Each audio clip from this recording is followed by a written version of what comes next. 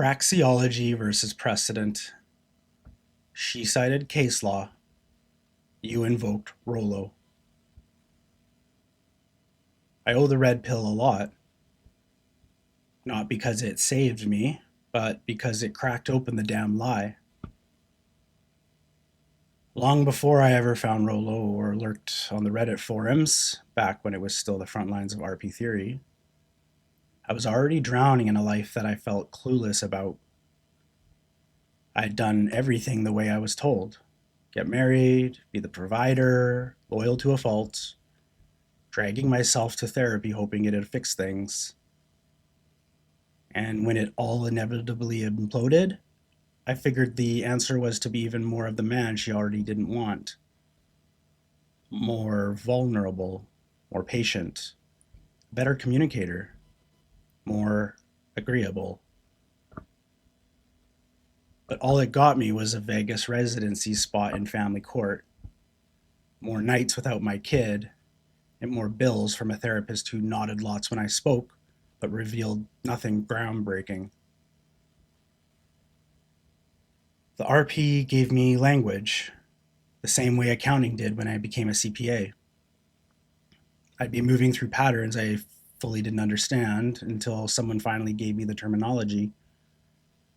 Hypergamy, solipsism, frame, covert contracts. Now it all had meaning. The content was raw, harsh, and didn't make the focal point my feelings. It was the first thing that didn't treat me like a victim or an oppressor. Just a man following orders from a system that never gave you a fucking map.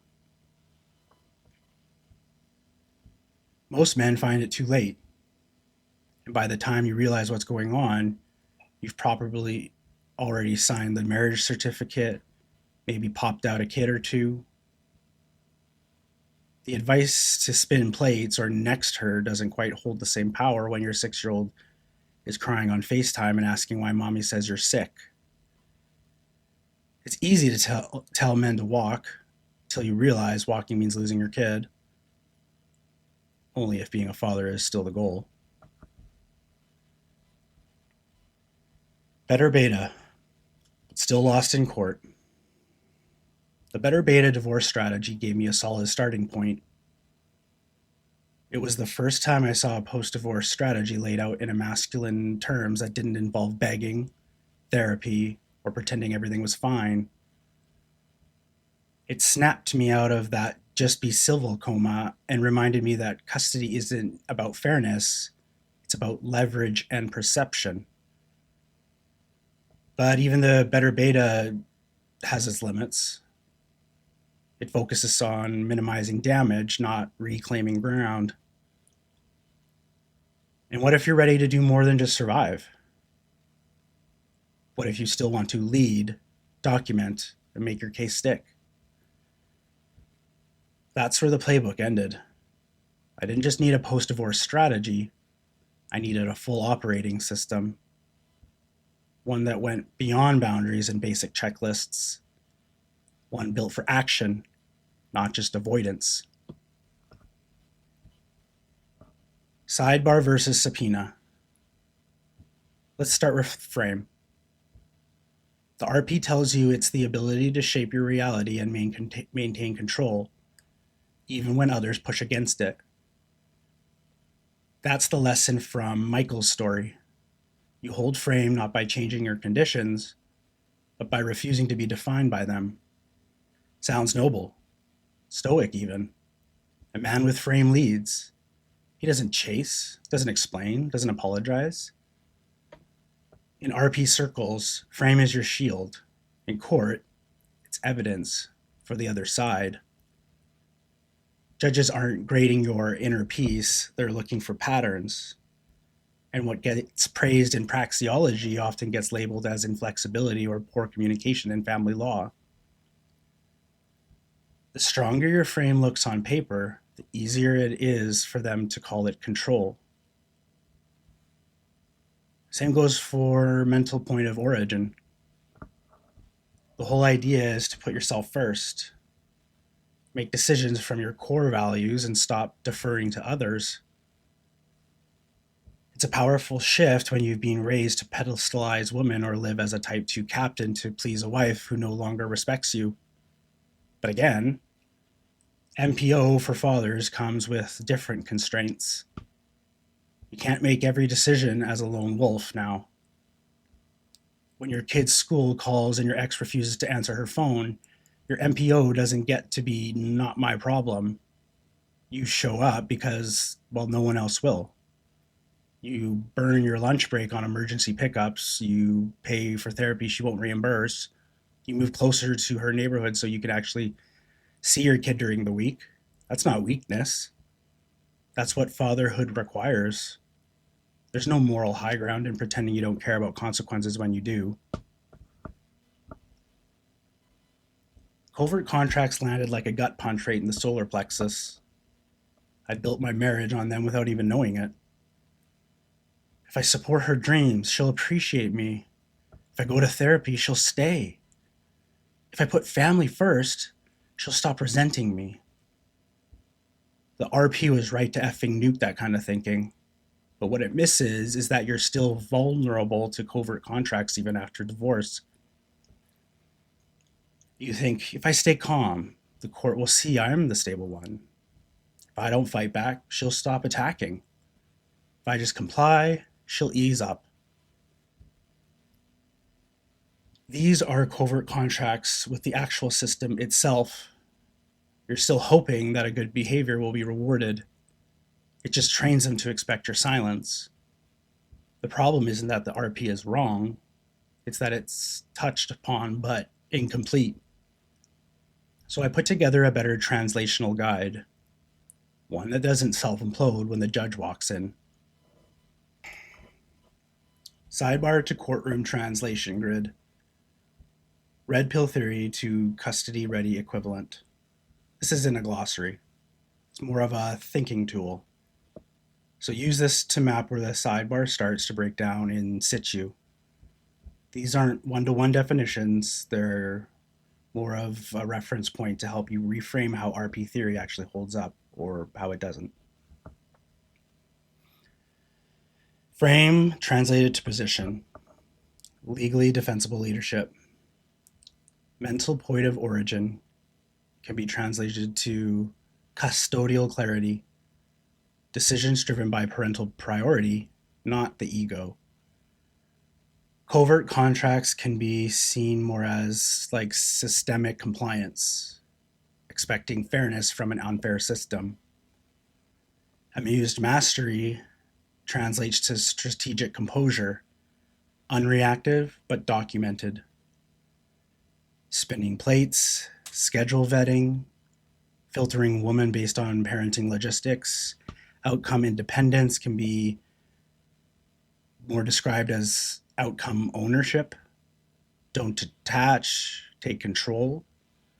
Threat point, legal leverage. She pushes a button and the system hands her.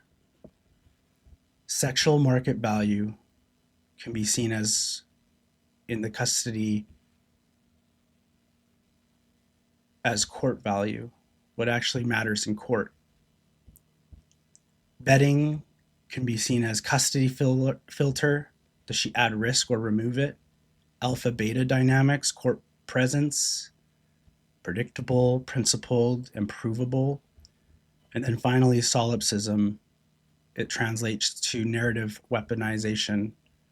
Your reality will be twisted on paper. So the sidebar helps you see the patterns, but translating them helps you stay in the game you're playing. The theory prepped me for breakups, but the court taught me how to build position instead of frame. If you're a father, you're not playing relationship chess, you're navigating legal minefields, and that's a different game entirely. Spinning plates, schedule, vetting. The RP playbook says to spin plates, keep your options open, don't invest too fast. And in theory, it works. But being a single dad mid-custody fight changes the terrain. You're not just dating anymore. You're working around pickups, missed calls, court deadlines, and a parenting coordinator who emails like it's her job, because it is. Disappearing for a weekend isn't mystery anymore, it's custody risk. Playing hard to get looks a lot more like being genuinely unavailable. If a woman can't handle that, fair enough, but let's not pretend you're running the same game as a single guy with no kid, no case file, and nothing on the line. You're not being strategic, you're just living with constraints. Amused Mastery translates to strategic composure. Amused Mastery is another one that falls flat under scrutiny. The idea is solid, where a man sees the world as a playground. When a woman throws a fit, launches a shit test, or starts drama, he doesn't escalate, doesn't plead, and doesn't get reactive. He sees it for what it is: a test, a dance, a display. And he responds with confidence, wit, and dominance. Think James Bond when a woman slaps him. Laugh it off, be unbothered. But tell me, how amused are you supposed to be when your kid tells you mommy cried all night and said daddy doesn't love him anymore? Where's the smirk supposed to go when you served with an emergency order or motion for supervised parenting because your ex said your new girlfriend is a risk without a shred of evidence? There comes a point where feigning stoicism comes across as detachment, and detachment costs you your kid. Sometimes you have to fight. You have to get angry. You have to document, respond, file affidavits, call lawyers, demand clarity. But amused mastery doesn't get you past the gatekeeper. Outcome independence is only a flex when you're negotiating deals or vetting women. It's not as cute when the outcome is your kid's future. Fathers don't get to shrug and say, well, whatever happens, happens. We don't have the luxury of complete Zen detachment. We are the outcome. Our presence, our absence shapes everything. Try telling your son, hey, well, buddy, I didn't want to push too hard for joint custody because that would have shown too much investment. No. You fight like hell because the system won't give you shit you didn't ask for. You don't get extra credit for being chill. Threat point translates to legal leverage. Rollo was right when he said that woman can blow up a family with full institutional backing. The family court system hands them the detonator and pats them on the back for pushing it. But where the RP sidebar often veers off is in assuming that men can only respond by checking out. Go monk mode, they say. MGTOW, off-grid. And yeah, it's one option. But that's not a cohesive strategy. That's surrender. And it leaves your kid behind in a system that feeds off their instability. The real threat point is that women can detonate a family. It's that the state will normalize it, institutionalize it, make it permanent. And if you're not building a counter system to that, you're already losing. Sexual market value or court value. Sexual market value is supposed to be the great redeemer. Age like wine. Get your finances up, hit your lawyer, call the gym, I think. They tell you your value will rise, that women will return. This is where the fairy tale breaks. High SMV doesn't change the custody schedule, and it doesn't stop parental alienation. It doesn't erase the fact that your kid thinks you left. SMV is leverage in dating, but not in court. No judge cares about your net worth or how many hours you spent mewing that jawline into shape before deciding if you had your kid this Xmas. The older you get, the more you realize that your value isn't just who wants to fuck you, it's who depends on you, and that changes everything.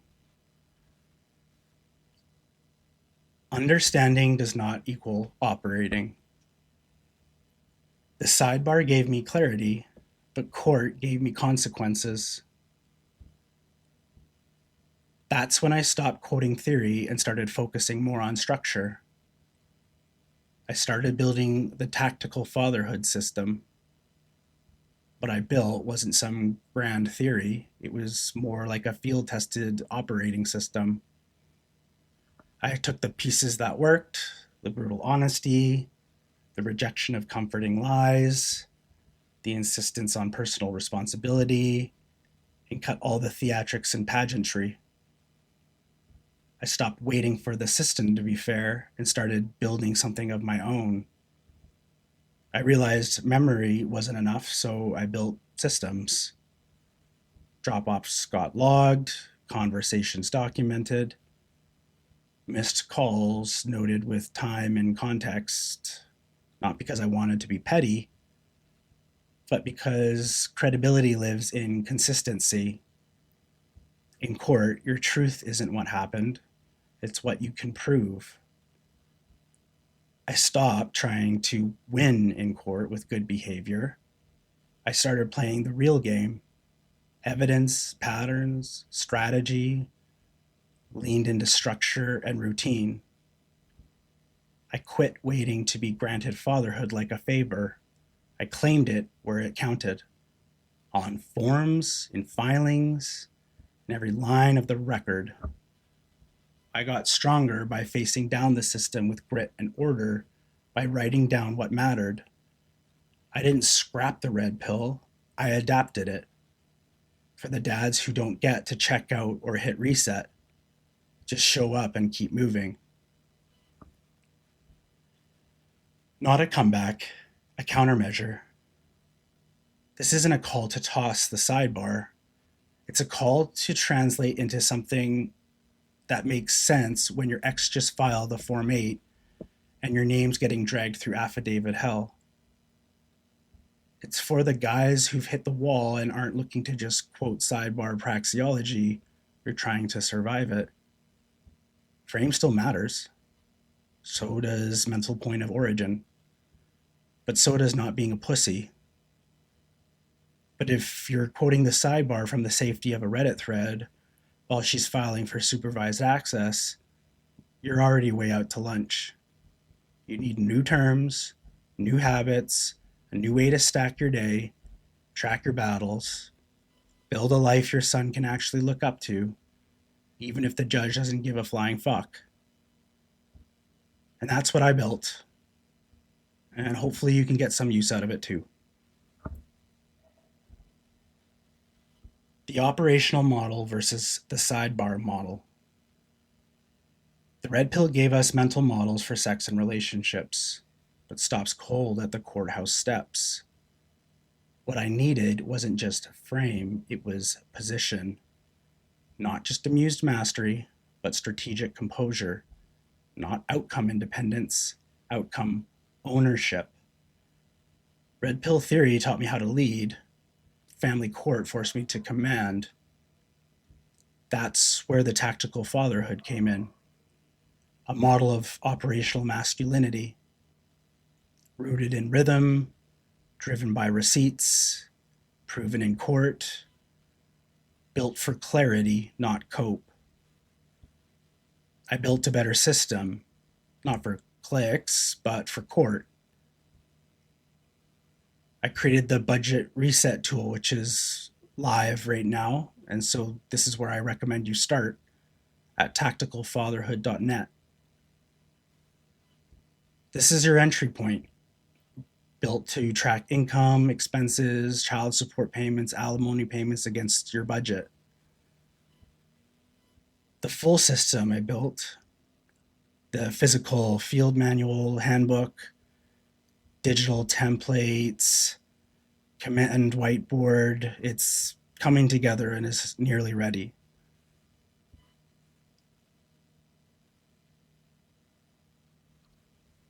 What I needed didn't exist, so I made it, and now it's yours. So start with the budget tool. It does what it needs to. Also, subscribers to my Substack get early access to the full system and also private access to our Discord.